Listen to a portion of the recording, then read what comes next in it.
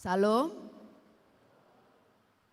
Bapak Ibu, saudara-saudari yang kekasih dalam nama Tuhan Yesus. Sebelum kita memulai ibadah kita, marilah kita satukan hati dan jiwa kita. Kita berdoa dalam hati kita masing-masing. Kita saat teduh sejenak.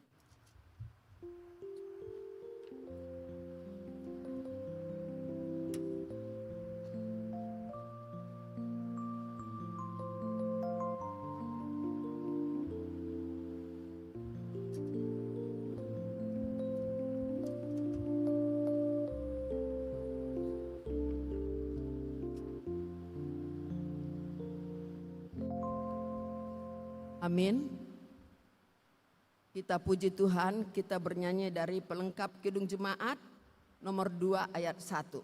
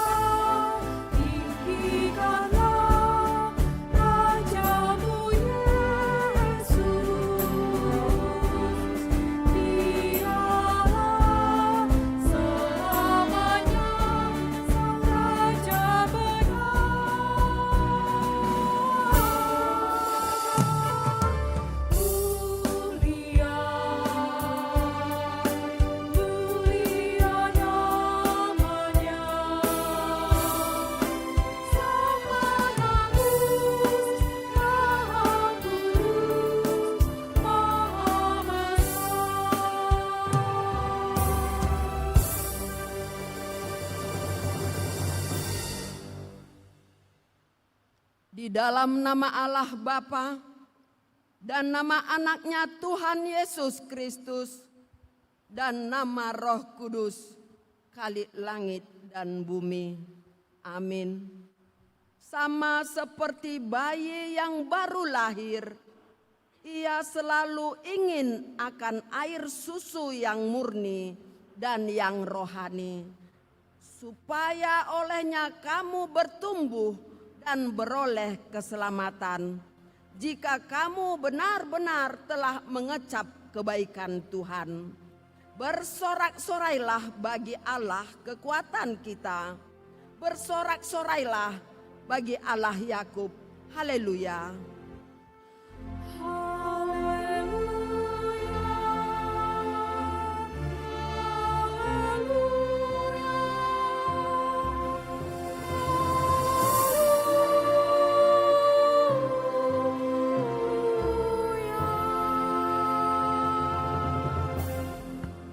Kita berdoa, ya Tuhan Allah, suruhlah Roh-Mu yang kudus itu ke dalam hati kami, agar kami memperoleh penghiburan oleh karena kebangkitan anakmu, Tuhan Yesus Kristus, dan agar iman kami makin dikuatkan di dalam pengharapan yang hidup, sehingga kami senantiasa mengingat bahwa kami juga akan bangkit dari kematian seperti Yesus Kristus Tuhan kami yang telah bangkit dari kematian.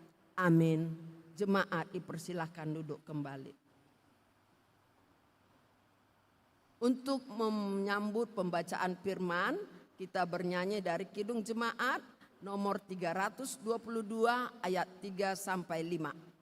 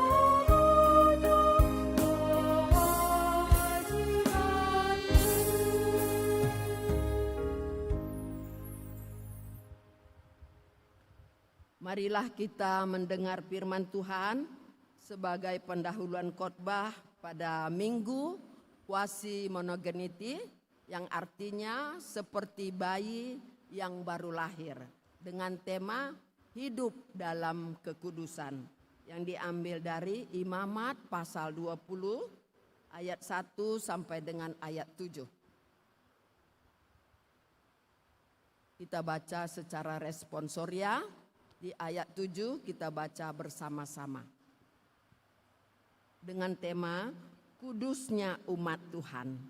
Tuhan berfirman kepada Musa, "Engkau harus berkata kepada orang Israel, setiap orang baik dari antara orang Israel maupun dari antara orang asing yang tinggal di tengah-tengah orang Israel, yang menyerahkan seorang dari anak-anaknya kepada Molok, pastilah ia dihukum mati, yakni rakyat negeri harus melontari ia dengan batu. Aku sendiri akan menentang orang itu dan akan melenyapkan dia dari tengah-tengah bangsanya, karena ia menyerahkan seorang dari anak-anaknya kepada Molok dengan maksud menajiskan tempat kudusku dan melanggar kekudusan namaku yang kudus. Tetapi jikalau rakyat negeri menutupi mata terhadap orang itu, ketika ia menyerahkan seorang dari anak-anaknya kepada Molok dan tidak menghukum dia mati, maka aku sendiri akan menentang orang itu serta kaumnya dan akan melenyapkan dia dari tengah-tengah bangsanya, dan semua orang yang turut berjinah mengikuti dia, yakni berjinah dengan menyembah Molok. Orang yang berpaling kepada arwah atau kepada roh-roh peramal yakni yang berzina, dengan bertanya kepada mereka, "Aku sendiri akan menentang orang itu dan menyiapkan dia dari tengah-tengah bangsa." Kita baca bersama.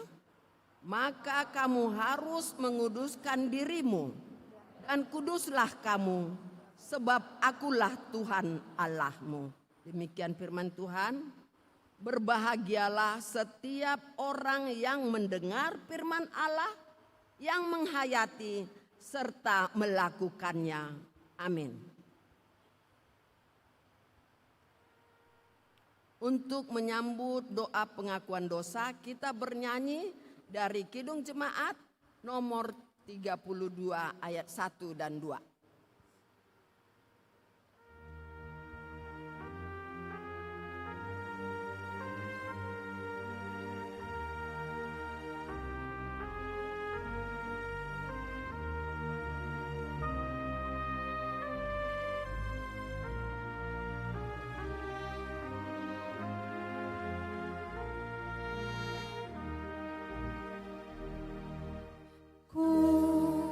Kulihat salib-Mu, ya Juru Selamatku, di Golgota. Terimalah doaku, hapuskan dosaku. Akulah milik-Mu selamanya.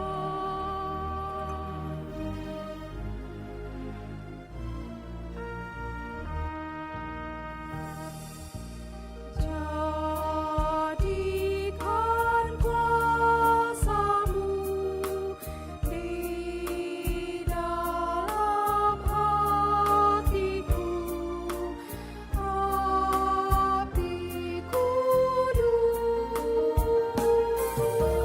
kasih salib pula sumber anugerah. Cinta-Mu selamanya kepadamu.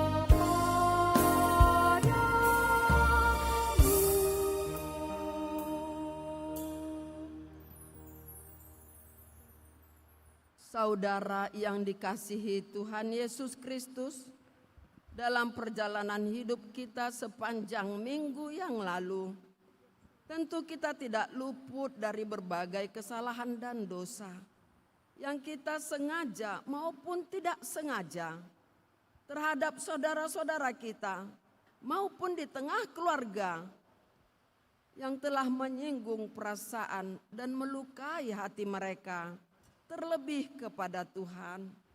Karena itu dengan segala kerendahan hati, marilah kita mengaku dan menyesali segala dosa dan kesalahan kita di hadapan Tuhan. Marilah kita memasuki saat teduh berdoa di dalam hati kita masing-masing.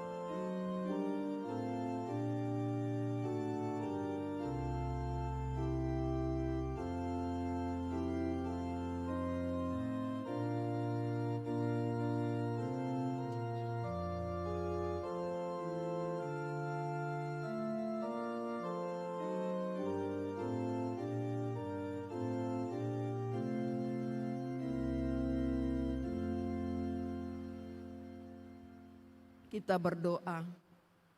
Ya Allah Bapa kami yang maha kuasa dan pengasih, kami datang ke hadapan-Mu untuk mengaku dan menyesali dosa-dosa kami. Sejak hari kami dilahirkan, kami sudah bergelimang di dalam dosa, dan tiadalah kebenaran di dalam diri kami, sehingga kami semuanya menempuh jalan yang sesat, yang melanggar hukum-Mu. Tetapi kami menyerahkan diri kepadamu karena kami yakin bahwa Engkau adalah Tuhan yang maha pengasih dan penyayang, sehingga kami beroleh keampunan dosa dan kehidupan yang baru berkat kasih setia anak-Mu, Tuhan Yesus Kristus, Juru Selamat kami. Amin. Janji Tuhan tentang pengampunan dosa. Karena demikianlah Allah mengasihi dunia ini, sehingga dikaruniakannya anaknya yang tunggal itu, supaya barang siapa yang percaya akan Dia jangan binasa, melainkan beroleh hidup yang kekal. Segala kemuliaan bagi Allah di tempat yang maha tinggi. Amin. Jemaat dipersilahkan duduk kembali. Kita dengarkan pujian kur dari anak-anak kita, Panitia Paskah Kampung Susuk tahun 2026.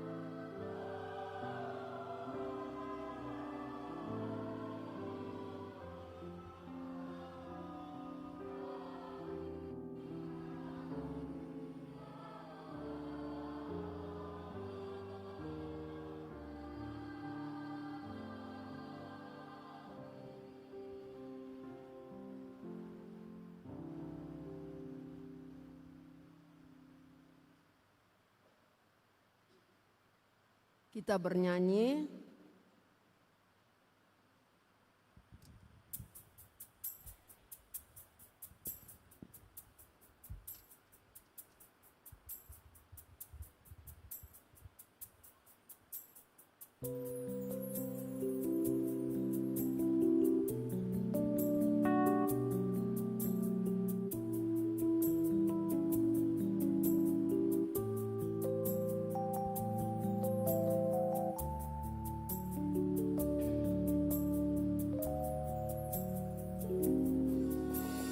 Bukan dengan barang fana Kau membayar dosaku, dengan darah yang mahal, tiada noda dan celah. Bukan dengan emas perak Kau menebus diriku, oleh segenap kasih dan pengorbananmu. Ku telah mati dan tinggalkan cara hidupku yang lama. Semuanya sia-sia dan tak berarti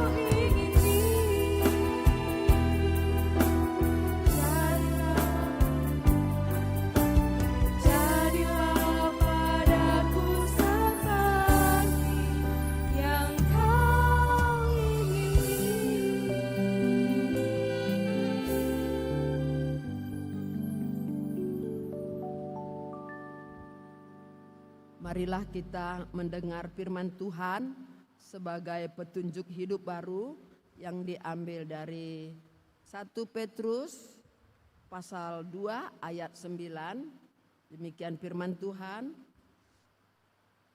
Tetapi kamulah bangsa yang terpilih, imamat yang rajani, bangsa yang kudus, umat kepunyaan Allah sendiri, supaya kamu memberitakan perbuatan-perbuatan yang besar dari Dia yang telah memanggil kamu keluar dari kegelapan kepada terangnya yang ajaib. Demikianlah firman Tuhan. Marilah kita sama-sama memohon kekuatan daripada Tuhan. Ya Allah Bapa kami, berilah kami kekuatan untuk melakukan yang sesuai dengan firman-Mu. Amin. Kembali kita puji Tuhan, kita bernyanyi dari pelengkap Kidung Jemaat nomor 154 ayat 2 dan 3.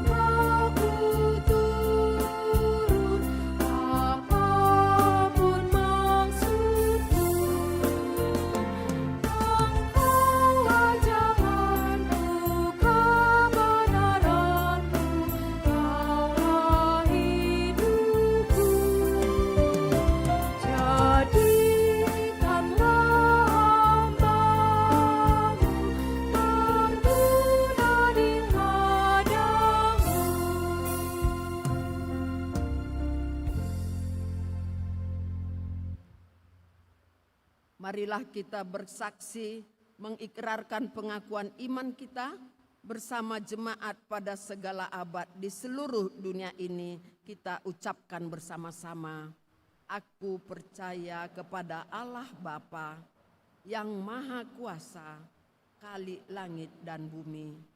Aku percaya kepada Yesus Kristus, Anaknya yang tunggal Tuhan kita, yang dikandung daripada Roh Kudus, lahir dari anak darah Maria, yang menderita di bawah pemerintahan Pontius Pilatus, disalibkan, mati dan dikuburkan, turun ke dalam kerajaan maut. Pada hari yang ketiga, bangkit pula dari antara orang mati, naik ke surga, duduk di sebelah kanan Allah Bapa yang Maha Kuasa, dan akan datang dari sana untuk menghakimi orang yang hidup dan yang mati. Aku percaya kepada Roh Kudus, gereja yang kudus dan am, persekutuan orang kudus, pengampunan dosa, kebangkitan daging, dan hidup yang kekal. Amin. Untuk menyambut sabda Tuhan, kita bernyanyi dari Kidung Jemaat nomor 250A ayat 1 dan 4.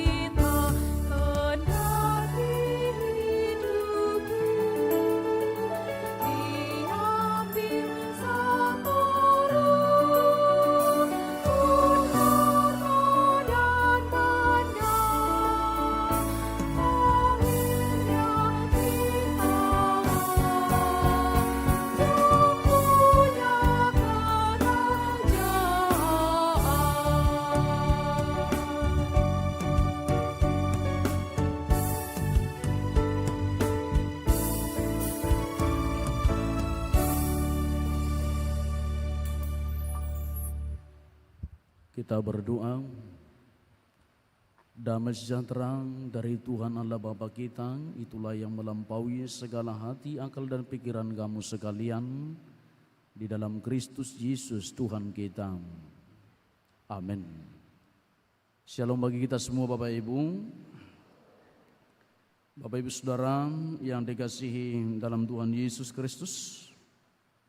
Firman Tuhan yang menyapa kita pada minggu kita pada saat ini, yaitu tertulis di dalam 1 Petrus pasal yang pertama ayat yang ke-13 sampai dengan ayat yang ke-16. Saya akan bacakan untuk kita semua. Mari kita dengarkan pembacaan ini sambil ikut turut mengalami hadirat Allah dalam peribadahan kita. Kekudusan dan kasih persaudaraan. Sebab itu siapkanlah akal budimu, waspadalah dan letakkanlah pengharapanmu seluruhnya atas kasih karunia yang dianugerahkan kepadamu pada waktu penyataan Yesus Kristus.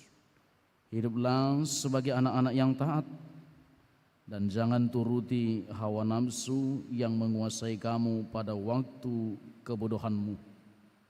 Tetapi hendaklah kamu menjadi kudus di dalam seluruh hidupmu, sama seperti Dia yang kudus yang telah memanggil kamu. Sebab ada tertulis, kuduslah kamu sebab aku kudus. Demikian pembacaan firman Tuhan. Bapak Ibu Saudara yang dikasihi dalam Tuhan Yesus Kristus, berbicara tentang tema kita, hidup dalam kekudusan. Tentu sekali ini membutuhkan waktu yang panjang, walaupun memang sering dan tidak lagi asing kata-kata ini di tengah-tengah kehidupan kita.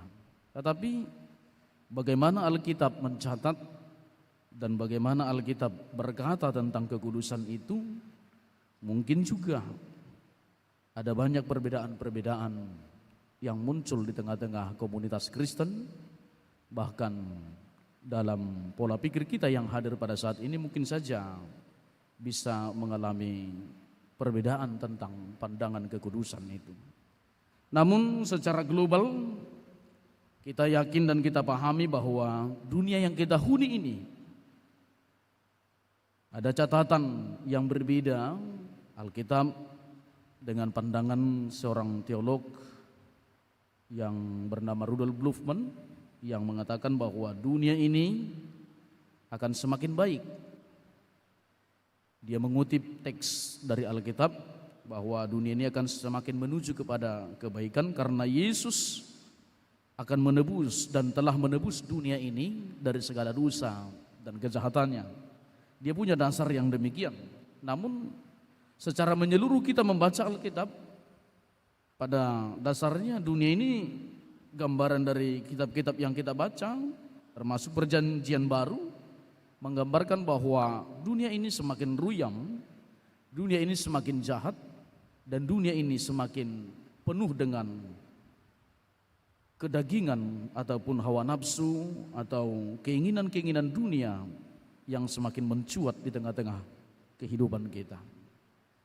Kita melihat korupsi semakin merajalela, pembunuhan semakin meningkat, bahkan kalau kita merujuk lagi pelecehan seksual, kekerasan seksualitas, dan juga kekerasan fisik, verbal, itu semakin meningkat di tengah-tengah komunitas Kristen itu sendiri. Kita melihat realita yang terjadi bahwa semakin semrawut atau semakin banyak persoalan-persoalan yang muncul, yang mungkin kita mengatakan, apakah orang Kristen ini masih kudus? Apakah orang Kristen ini masih memiliki standar kekudusan di tengah-tengah kehidupannya yang penuh dengan lika-liku yang sedang terjadi di tengah-tengah dunia ini. Kita lihat kembali, bahkan secara fisik kita melihat ada banyak ketidakkudusan yang mungkin dari kasat mata kita bisa mengatakan itu. Tetapi nanti mari kita lihat bagaimana Alkitab berbicara tentang, kita lihat ada banyak sekarang keluarga yang tidak sah, yang hanya sebagai kumpul kebo, bahkan anak-anak muda banyak yang terjerumus dengan free sex atau hamil di luar nikah, atau kita lihat ada banyak anak muda yang menjalin relasi-relasi yang negatif melalui media sosial di tengah-tengah kehidupannya. Ini semakin merajalela semua. Apakah kita mau mengatakan itu enggak Kristen? Apakah itu kita mau mengatakan tidak ada orang Kristen di sana? Namun kita temukan dengan kenajisan yang sama, kekotoran yang sama itu, dan perkataan-perkataan yang sembraut itu muncul dari orang Kristen itu sendiri. Alkitab mencatat, janganlah ada perkataan kotor keluar dari mulutmu. Tapi di realita kita justru lebih banyak mengumbar yang kotor dan yang tidak bermanfaat daripada yang berkenan bagi Allah. Bapak Ibu Saudara yang dikasihi dalam Tuhan Yesus Kristus, ini teks khotbah kita ini adalah teks yang disampaikan oleh Rasul Petrus kepada orang-orang yang telah menerima Kristus namun masih baru percaya kepada Kristus. Dan ini disebut dalam teks kita di sini dari Petrus Rasul Yesus Kristus kepada orang-orang pendatang yang tersebar di Pontus, Galatia, Kapadokia, Asia Kecil dan Bitinia, yaitu orang-orang yang dipilih sesuai dengan rencana Allah Bapa kita dan yang dikuduskan oleh Roh supaya taat kepada Yesus Kristus dan menerima percikan darahnya dan seterusnya. Itu di ayat yang pertama, ayat yang kedua. Bapak Ibu Saudara, kita mau melihat apa yang terjadi rupanya. Sehingga Petrus menekankan soal kekudusan hidup. Petrus mengingatkan tentang bagaimana orang percaya harus hidup. Ini adalah orang-orang yang baru percaya kepada Kristus, baru menerima Yesus. Tentu sekali mereka adalah menjadi seolah-olah makhluk yang asing atau yang unik bagi orang-orang di sekelilingnya. Jangankan soal iman, soal tindakan yang baru saja, yang tidak pernah dilakukan di sebuah komunitas, tiba-tiba kita memunculkan ide berpikir yang baru, bagi orang itu unik. Itu seolah-olah aneh gitu. Lalu ketika Kristen muncul di tengah-tengah komunitas Romawi, Asia, yang dulunya mereka bukanlah orang yang mengenal Tuhan. Orang-orang Asia yang didekati dalam nama-nama yang disebutkan tempat tadi, disebut adalah bahwa mereka adalah orang-orang kafir. Memang Alkitab kita ada sebutan kafir, tapi kafir kita bukan kafir untuk menindas. Kafir kita hanya memberi pemahaman bahwa kita berbeda dengan mereka karena Kristus. Hanya sebatas itu Bapak Ibu. Supaya nanti kita tidak mengkafir-kafirkan orang lain gitu. Nah mari kita lihat ini Bapak Ibu yang dikasihi dalam Tuhan Yesus Kristus. Ketika itu disebarkan kepada mereka, itu adalah sebuah tantangan, sebuah ajakan kepada orang yang baru percaya itu. Karena mereka dulunya adalah orang yang percaya dengan agama pagan, yang mempunyai banyak dewa. Lalu yang hidup tanpa arah dan relasi yang benar terhadap Allah, hidup dengan hawa nafsu, di mana agama pagan ini memberikan kelonggaran atau memberikan legalisasi terhadap percabulan, seks bebas dan pesta pora. Itu dilegalisasi dalam agama pagan.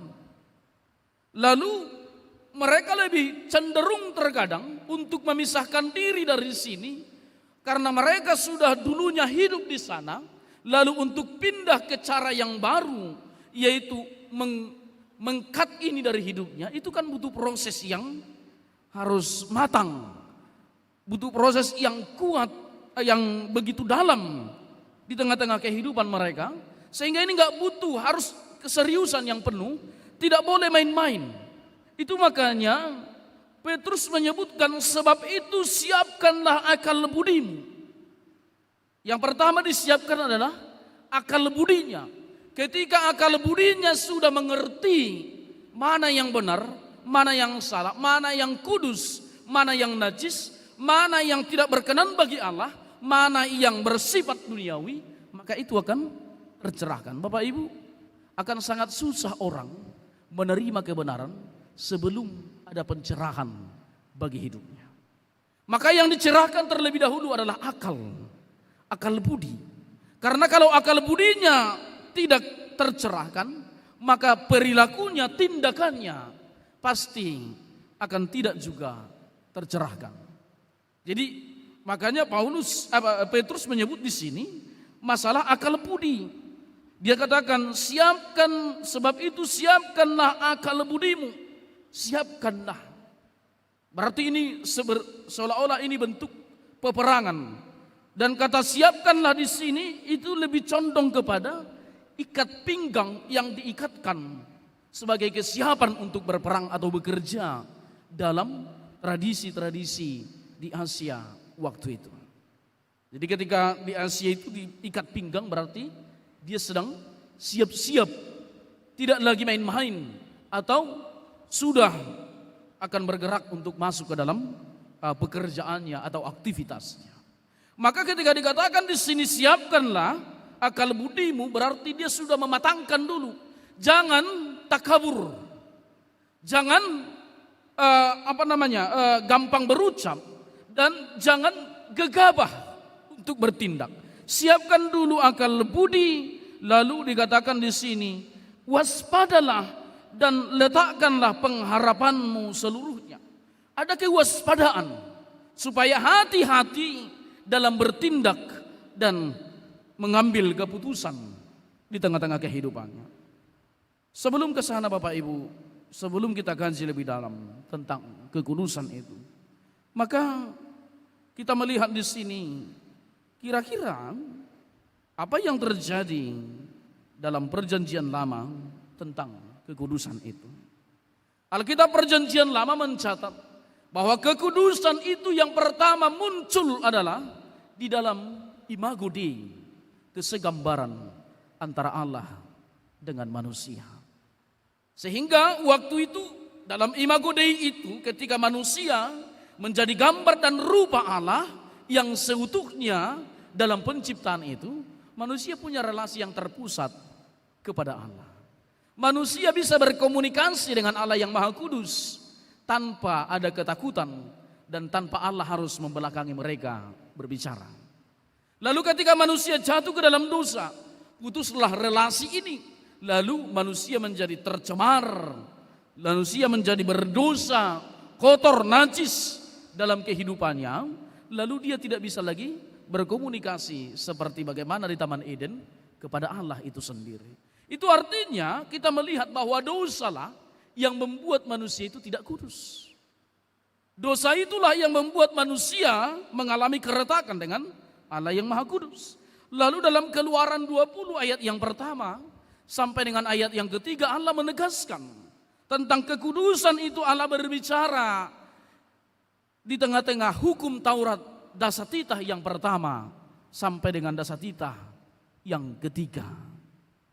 Akulah Tuhan Allahmu. Tidak boleh ada Allah lain. Jangan perbuat bagimu dan seterusnya. Jangan menggunakan nama Allah dan seterusnya. Bapak Ibu, apa yang mau kita lihat di sini? Apa yang mau kita lihat tentang kekudusan di sana? Dalam hukum Taurat atau dasatitah itu diajarkan bahwa kekudusan itu bukan hanya soal ritual, tetapi keterpusatan kepada Allah. Itu makanya kata kudus dalam perjanjian lama itu bukan hanya soal suci, tetapi itu soal keterpusatan kepada Allah. Lalu itu yang kita lihat dalam perjanjian lama ini. Lalu perjanjian lama memahami ada beberapa aspek kekudusan. Aspek kekudusan itu adalah aspek ritual. Itu yang disebut dengan korban, pentahiran, dan imam sebagai pelaku daripada pengorbanan itu sendiri. Lalu ada aspek moralnya, kekudusan itu adalah larangan untuk berbuat dosa, pencurian, ketidakadilan, dan penyembahan berhala. Di aspek sosialnya, perjanjian lama menekankan kekudusan itu adalah keadilan bagi orang-orang miskin, janda, orang asing. Kekudusan mencakup seluruh hidup. Ibadah, bukan ibadat. Jadi ketika kita hidup kudus dalam tahapan perjanjian lama memandang, itu adalah kita sedang beribadah kepada Tuhan. Mengabdikan diri terpusat kepada Allah, menjadi milik Allah. Itu yang ditekankan dalam perjanjian lama. Sehingga Bapak Ibu yang dikasihi dalam Tuhan Yesus Kristus, apakah kesinambungannya ini dengan perjanjian baru? Perjanjian baru lebih menekankan bahwa kekudusan itu terletak kepada Yesus Kristus yang mati dan bangkit dalam pengorbanan di Bukit Golgota.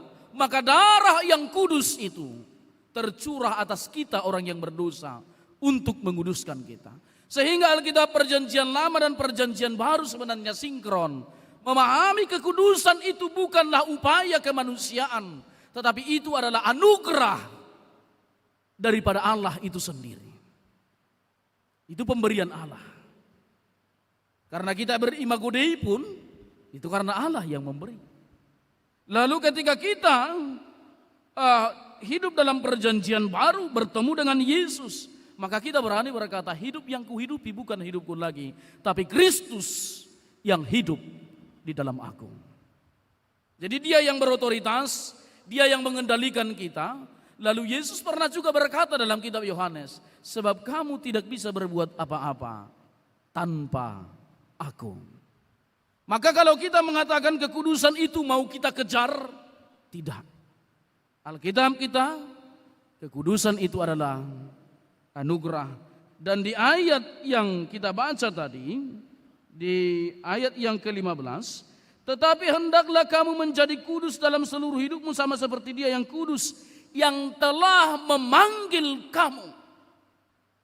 Kita mau melihat bahwa kekudusan itu adalah bagian dari pemanggilan Allah yang memberikan anugerah kepada kehidupan kita, supaya kita senantiasa hidup kudus atau taat kepada Allah di tengah-tengah kehidupan kita.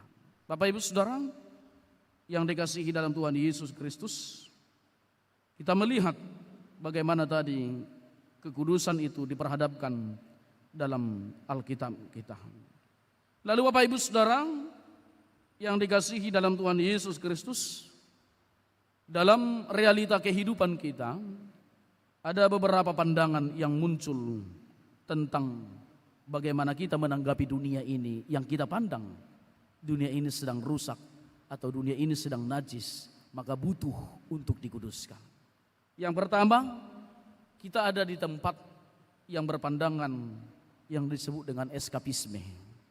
Dalam eskapisme ini, orang Kristen melihat bahwa menjadi Kristen itu adalah tantangan yang berbuah kepada penderitaan, sehingga mereka cenderung melarikan diri dari dunia ini dengan cara berescape. Lalu pergi ke dunia yang sempurna, artinya meninggalkan realita-realita yang terjadi untuk memisahkan diri seperti petapa, mengasingkan diri dari dunia ini. Lalu Bapak Ibu, asumsi yang dibangun dalam eskapisme ini adalah dunia ini kotor. Ini cuma tempat kita sementara. Surga adalah tempat kita yang dijanjikan oleh Tuhan. Sehingga dia memandang dunia ini dengan segala kerendahan. Dia memandang dunia ini hanya sebatas dunia yang jahat, tanpa memperbaharui dunia, tapi mengasingkan dirinya untuk tidak bercampur dengan dunia. Lalu pandangan yang kedua adalah kompromisme, yang disebut dengan karena dunia ini penuh dengan kebiasaan yang mencintai hawa nafsu. Lalu ada orang yang berpikir untuk berkeinginan untuk menobatkan dunia ini, berupaya untuk membuat dunia ini sebaik mungkin, untuk tidak lagi hidup di dalam dosa dan kenajisan tersebut. Lalu ini adalah sebuah persiapan yang seperti yang tadi dikatakan dalam teks kita, siapkanlah akal budimu. Orang yang begini cenderung tidak mempersiapkan dirinya, akal budinya dengan iman yang matang. Sehingga justru orang-orang yang begini adalah terperangkap dengan dunia itu sendiri. Lalu apa yang terjadi Bapak Ibu? Niat kata, niat hati untuk mempertobatkan serigala, malah menjadi serigala. Niat kata, niat pikiran, niat nyahikian adalah untuk membawa serigala kepada terang, menobatkan serigala, justru mengumpulkan serigala masuk ke dalam kawanan domba. Sehingga domba semakin tercerai-berai. Tidak jarang kita lihat ada orang-orang pendatang ke gereja. Setelah datang, akhirnya gereja itu justru terpecah, hilang dari identitasnya. Lalu Bapak Ibu yang berikutnya yang kita lihat dalam hal ini, ada yang dualisme, yaitu yang bertopeng dalam kekudusan itu sendiri. Gaya kudus, realitas kudis. Itu yang terakhir ini, yang dualisme, berkaki dua dia. Dia seolah-olah hidup kudus, tampilannya oke, tapi isinya bobrok. Sehingga kekudusan dalam kitab kita, termasuk Petrus, mengajak kita bahwa kekudusan itu bukan kekudusan lahiriah, bukan kekudusan ritual, tetapi kekudusan batiniah. Artinya kekudusan itu menjadi gaya hidup yang dimiliki oleh orang Kristen. Sehingga ketika dia bercampur dengan dunia manapun, dia tidak akan pernah terpengaruh. Saya lebih memahami pandangan kekudusan itu ibaratkan kita seperti seekor ikan yang hidup di dalam laut. Ikan yang hidup di dalam laut tidak pernah menjadi asin. Dia tetap ada pada porsinya. Orang kudus itu kalau bercampur dengan dunia yang fana ini, dengan orang-orang yang cemar itu, dia tidak terpengaruh dengan kecemaran itu. Kenapa? Karena dia terpusat kepada Kristus, bukan terpusat kepada karakter yang di dunia ini. Saya enggak tahu Bapak Ibu, apakah Anda datang ke gereja ini terpengaruh kepada orang-orang yang di sekelilingmu, atau Anda terpusat kepada Kristus? Karena ada banyak orang pulang dari gereja justru mengutuk. Dan ada orang banyak pulang dari gereja juga justru membicarakan keburukan orang lain. Berarti Anda sedang terpusat atau terpengaruh dengan orang-orang yang di sekeliling, bukan terpusat kepada Kristus. Lalu bagaimana beberapa hal yang mungkin membantu kita? Karena ini saya khotbah di GKBI, maka saya harus memberikan pemahaman iman GKBI tentang kekudusan dan pandangan tokoh yang mempengaruhi GKBI, yaitu Martin Luther. Martin Luther mengatakan bahwa kekudusan itu adalah buah dari iman.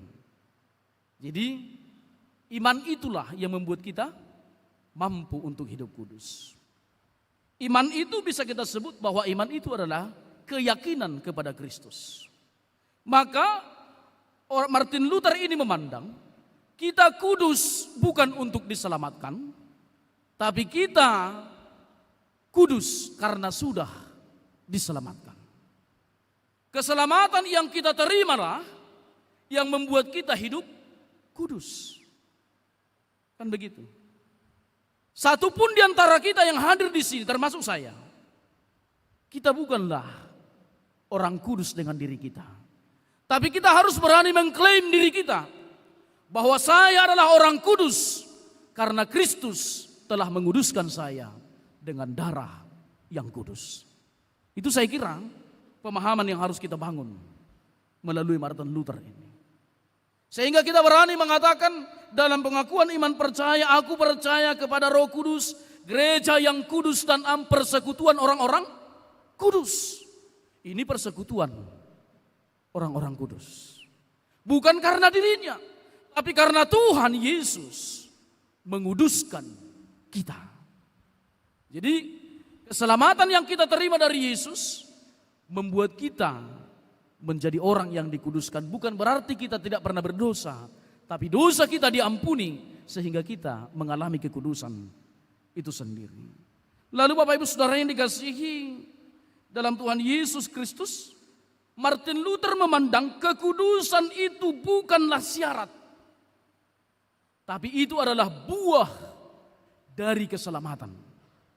Itu bukan syarat untuk selamat, tapi itu buah dari keselamatan yang kita terima. Itulah ajaran GKPI yang dipahami dari Martin Luther. Nanti berbeda dengan Calvin sedikit dan John Wesley sedikit Bapak Ibu. Nanti sedikit saya akan terangkan mungkin dengan Calvin bagaimana. Lalu Luther mengatakan bahwa orang percaya itu tetap berdosa sekaligus benar dan juga ada dosa dalam dirinya. Itu yang dia sebut dengan simul justus et peccator. Artinya sekalian kita berdosa, tetapi kita dibenarkan oleh darah Yesus.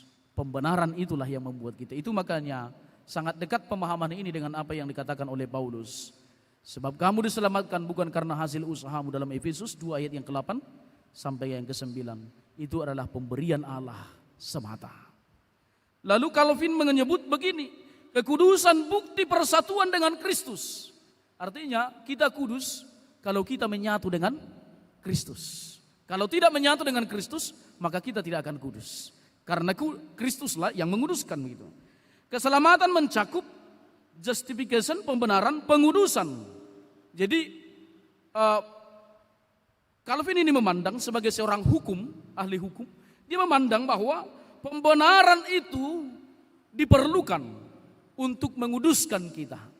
Dan orang yang menerima pembenaran itulah yang mengalami kekudusan, dan orang yang kudus karena pembenaran itulah yang layak untuk menerima keselamatan. Itu pahamannya Bapak Ibu Saudara yang dikasihi dalam Tuhan Yesus Kristus. Sehingga dia mengatakan kita perlu iman yang sejati supaya kita mengalami transformasi iman yang benar. Lalu Bapak Ibu Saudara yang dikasihi dalam Tuhan Yesus Kristus, dari yang kedua tadi, apa kesinambungan mereka? Kesinambungannya adalah jangan jadikan kekudusan sebagai syarat keselamatan. Kekudusan pasti ada bagi Anda ketika Anda punya iman yang sejati. Berimanlah kepada Tuhan, maka kekudusan menjadi bahagian kehidupan kita. Kita cenderung jatuh kalau kita menggunakan usaha kita untuk meraih kekudusan. Tetapi ketika Anda meletakkan diri, menyerahkan diri kepada Allah, Tuhan, aku milikmu, bentuklah aku, maka disitulah kekudusan itu akan perlahan-lahan bisa kita hidup di dalamnya. Karena Allah menarik kita, memanggil kita untuk masuk ke dalam kekudusan hidup itu sendiri. Amin, kita berdoa. Terima kasih Tuhan Yesus untuk firman yang telah menyapa kami pada saat ini. Kami diingatkan untuk hidup kudus. Namun kami cenderung berpikir bahwa kekudusan itu adalah bagian dari usaha kami, kekuatan kami, dan kemampuan kami. Namun kami disadarkan bahwa kekudusan itu adalah anugerah Allah. Ketika kami terpusat kepada Allah, maka kami dianugerahi dengan buah-buah kehidupan yang merujuk kepada kekudusan, bukan kepada kecemaran.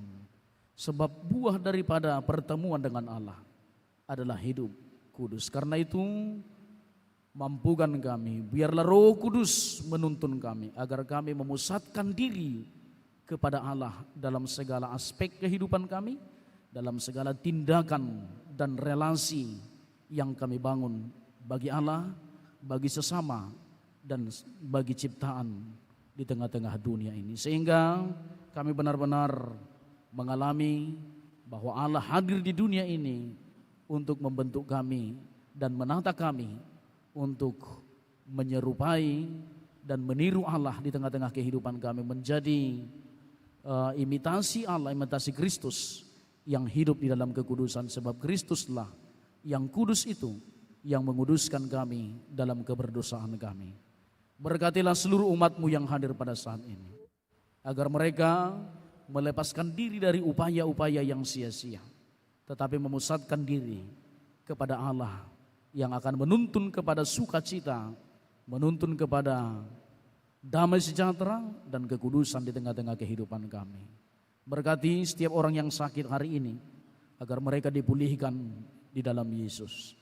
Dalam setiap pendidikan anak-anakmu yang hadir pada saat ini, Tuhan membuka peluang, jalan untuk menyelesaikannya jika ada hambatan-hambatan yang mereka alami. Senantiasa Tuhan mengingatkan mereka agar mereka terpusat kepada Tuhan, bukan kepada dunia ini. Dalam nama Yesus kami berdoa. Amin.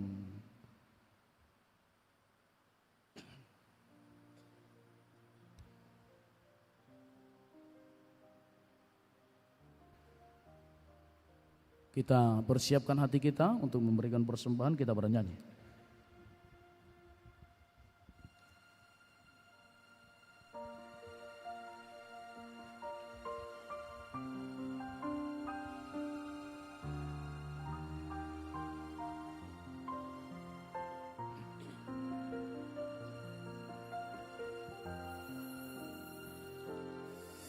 Bagaikan bejana siap dibentuk, demikian hidupku di tanganmu. dengan urapan Kuasa Rohmu ku dibaharui selalu.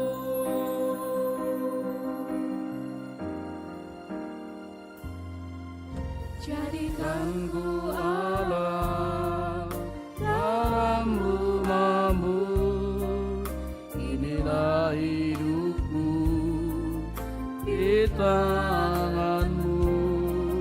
bentuklah Seluruh kehendakmu, pakailah sesuai rencanamu.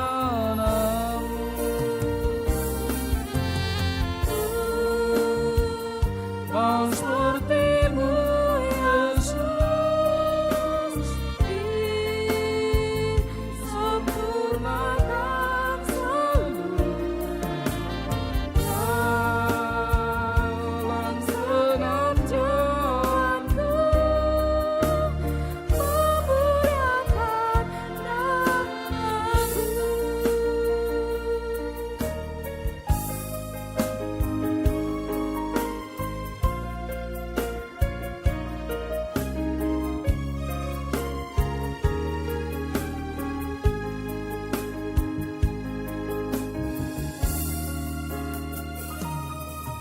Bagaikan bejana siap dibantu, demikian hidupku di tanganmu. dengan urapan Kuasa Rohmu ku dibaharui selalu. jadikan ku Allah Dalam rumahmu, inilah hidupku di tanganmu.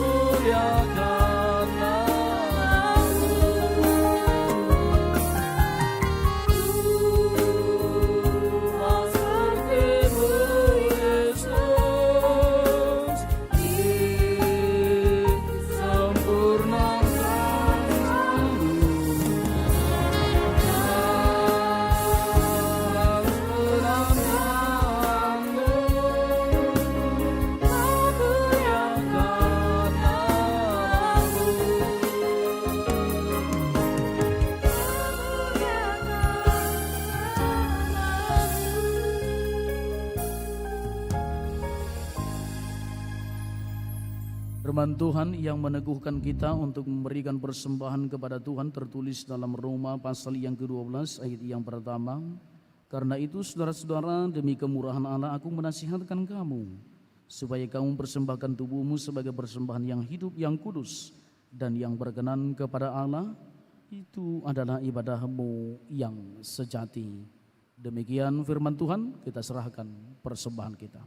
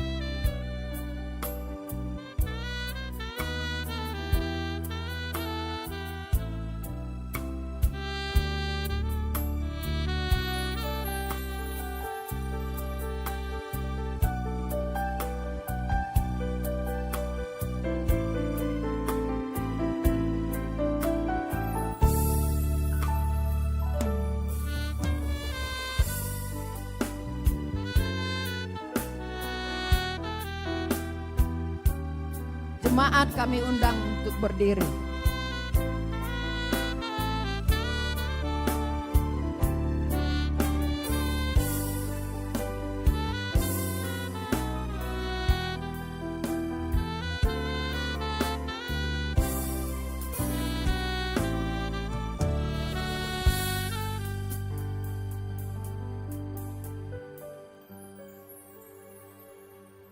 Kita serahkan persembahan kita kepada Tuhan, kita berdoa.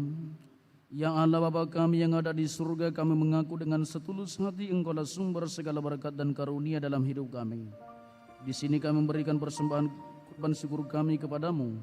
Terimalah persembahan umatmu dan berkatilah menjadi alat kesaksian, persekutuan dan pelayanan jemaatmu ini. Jadikanlah hidup kami persembahan yang berkenan kepadamu. Dan pakailah hidup kami untuk turut menghadirkan tanda-tanda kerajaan-Mu, kasih, keadilan, damai sejahtera, dan sukacita. Bukalah hati kami oleh Roh Kudus-Mu, agar kami senantiasa mengucapkan syukur kepadamu. Dalam nama Yesus Kristus, Tuhan kami. Amin.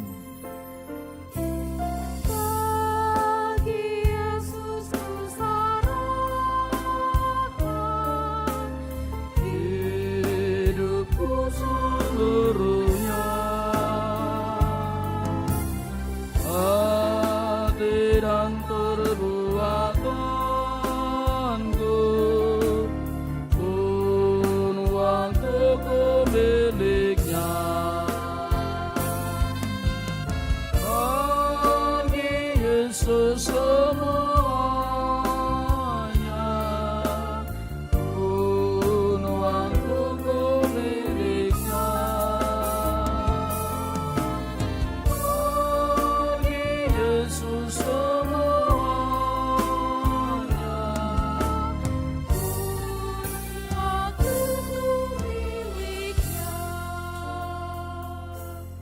Bapa kami yang di surga, dikuduskanlah namamu, datanglah kerajaanmu, jadilah kehendakmu di bumi seperti di surga.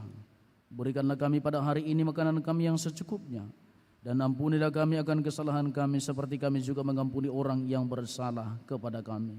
Dan janganlah membawa kami ke dalam pencobaan, tetapi lepaskanlah kami ini dari yang jahat. Karena Kau yang punya kerajaan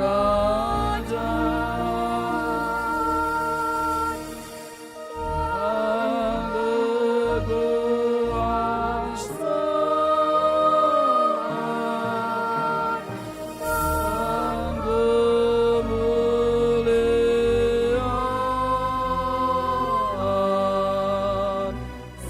sampai selama-lamanya.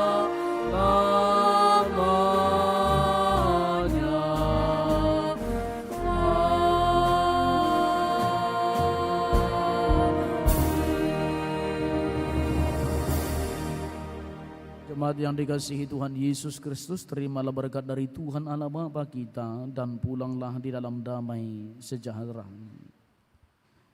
Tuhan memberkati engkau dan melindungi engkau. Tuhan menyinari engkau dengan wajahnya dan memberi engkau kasih karunia.